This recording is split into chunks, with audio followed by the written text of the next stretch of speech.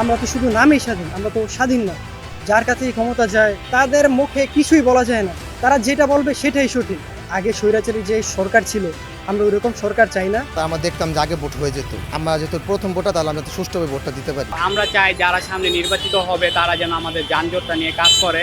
আমরা যেটা দেখেছি আগে রাতে ভোট হয়ে যেত, আমরা চাই যেন ভোট প্রদানের যে স্বাধীনতাটা এইটা আমরা সুন্দরভাবে চাই। অবশ্যই আমি আমার ভোটটা প্রদান করব, সে ভোটটা হবে অবশ্যই একজন যোগ্য, নেতৃত্ববান এবং ন্যায়ের পক্ষে কাজ করা এমন একজন ব্যক্তির পক্ষে।